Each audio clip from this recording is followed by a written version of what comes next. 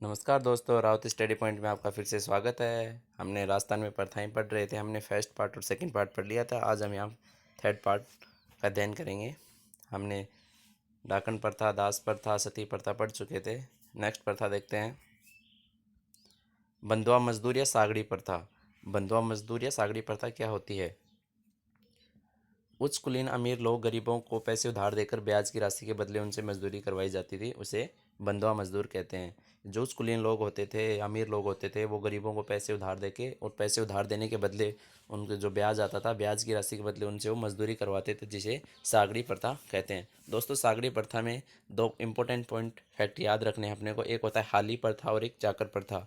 जो ब्याज की राशि के बदले उनसे मजदूरी करवाई जाती थी, दो प्रकार से होती थी। एक थी हाली प्रथा, एक चाकर प्रथा। हाली प्रथा में तो क्या होता था कि वो बेगार के रूप में अगर खेतों में काम कराते थे तो हाली प्रथा, और अगर वो घर का सामान्य काम कराते थे तो चाकर प्रथा। दोस्तों ध्यान रखना, ये क्वेश्चन अक्सर पूछा गया है कि बेगार के रूप में खेतों में काम करना और घर का सामान्य काम, अगर ये दोनों पूछे दोस्तों, अगर ये दोनों पूछे तो कौन सी प्रथा हो जाएगी? वो सागड़ी प्रथा हो जाएगी। ध्यान रखना ऑप्शन में, अगर हमें पूछे कि खेतों में काम करना कौन सी प्रथा है, हाली प्रथा, और घर का सामान्य काम करना चाकर प्रथा।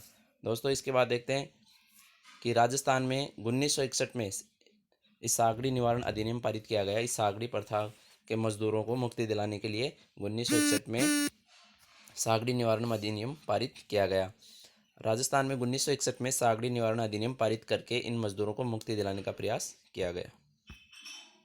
दोस्तों आगे बात करते हैं बेगार प्रथा। बेगार प्रथा क्या होती है? दोस्तों, राजा के दरबार में अगर बिना वेतन कोई कार्य करता था तो बेगार करना कहलाता था। कि राजा दरबारों में बिना वेतन के कार्य करवाना बेगार प्रथा कहलाती थी। इस बेगार प्रथा का अंत कैसे हुआ? ये हुआ था एकीकरण और उसके बाद जागीरदारी प्रथा की समाप्ति के साथ इसका अंत हो गया।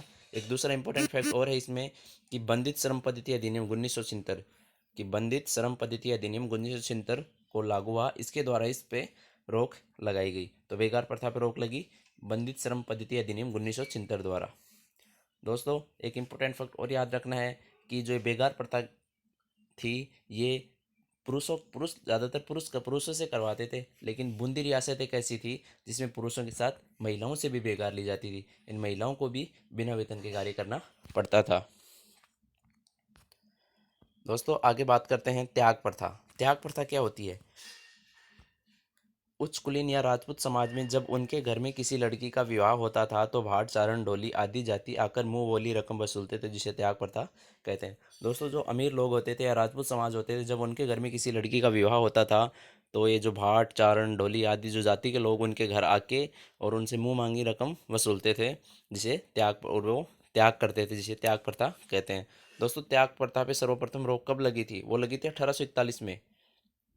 1841 में त्याग प्रथा पर सर्वप्रथम रोक। कहाँ पे? जोधपुर में। किसके द्वारा लगाई गई ये रोक? ये लगाई गई थी वाल्टर कर्थ हितकर्णी सभा। ये दोस्तों आगे इंपॉर्टेंट फैक्ट में करवाऊंगा आपको कि वाल्टर कर्थ हितकर्णी सभा क्या होती है, देश हितकर्णी सभा क्या होती है। तो 1841 में जोधपुर में वाल्टर कर्थ हितकारिणी सभा द्वारा इस पर सर्वप्रथम रोक लगाई गई। दोस्तों 1841 में तो हमने देखा कि वाल्टर कर्थ हितकर्णी सभा द्वारा, जबकि 1844 में, दोस्तों 1844 में जयपुर और बीकानेर में भी इसके विरुद्ध नियम बनाए गए। और 1888 इंपॉर्टेंट, 1888 में राजपूताना का जो एजीजी था वाल्टर, उसने राजपूत हितकर्णी सभा का गठन करके इस प्रथा पर रोक लगाई। यानी 1888 में राजपूताना के एजीजी वाल्टर ने राजपूत हितकर्णी सभा का गठन करके इस पर रोक लगाई। नेक्स्ट बात करते हैं दोस्तों छेड़ा फाड़ना। दोस्तों एक क्वेश्चन आया हुआ भी है, छेड़ा फाड़ना क्या होता है? दोस्तों छेड़ा फाड़ना एक तलाक की प्रथा है। छेड़ा फाड़ना एक तलाक की प्रथा है। कौन सी जाति में? भील जनजाति में प्रचलित है। इन सर्वाधिक भीलों में प्रचलित ये तलाक की प्रथा है। इसमें दोस्तों छेड़ा फाड़ना क्या होता है? दोस्तों जब भील पुरुष होता है वो अपनी पत्नी को एक चुनरी उड़ाता है, चुनरी उड़ाकर उसके एक पल्लू में कुछ पैसे बांधकर दूसरे पल्लू को फाड़ देता है।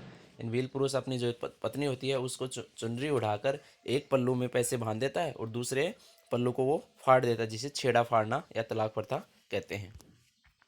दोस्तों नेक्स्ट है अट्टा सट्टा। ये दोस्तों अक्सर हमने सुना भी है, अट्टा सट्टा या आटा साटा। आटा साटा क्या होता है दोस्तों? ये जनजातियों में प्रचलित प्रथा होती है। इस प्रथा में क्या होता है कि जिस घर में अपनी पुत्री का विवाह किया जाता है उसी घर से बहू भी लाई जाती है। जिस घर में हम कोई कन्या की शादी की जाती है उसी घर से दूसरी कन्या की शादी जिस घर में करते हैं उसी में वापस आती है। तो दोस्तों याद रखना कि जिस घर में अपनी पुत्री का विवाह किया जाता है उसी घर से बहू भी लाई जाती है। दोस्तों नेक्स्ट है कुकड़ी की रस्म। दोस्तों ये भी इम्पोर्टेंट है कि कोकड़ी की रस्म क्या है, ये एक सासी जनजाति में प्रचलित है।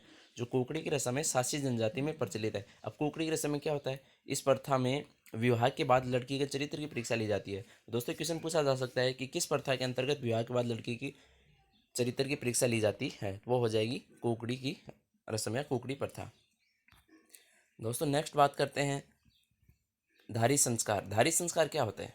दोस्तों धारी संस्कार याद रखना है कौन सी जनजाति में प्रचलित है, सहरिया जनजाति में।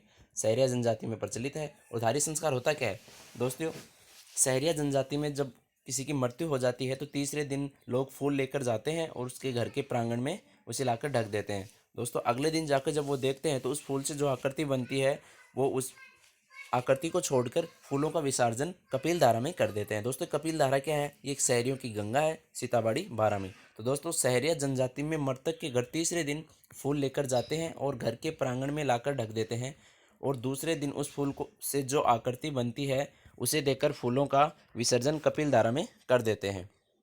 दोस्तों कपिल धारा मैंने अभी आपको बताया शहरियों की गंगा है और कहाँ पे है, सीताबाड़ी बारा में है। तो दोस्तों यहाँ हमने कुछ प्रथाओं की बात की। अब हमारे अगले चैप्टर में कुछ और प्रथाएं बची हैं, बाल विवाह, कन्यावध, समाधि प्रथा, उनकी भी हम बात करेंगे। दोस्तों वीडियो को ज़्यादा से ज़्यादा शेयर करें, लाइक करें, कमेंट करें। धन्यवाद।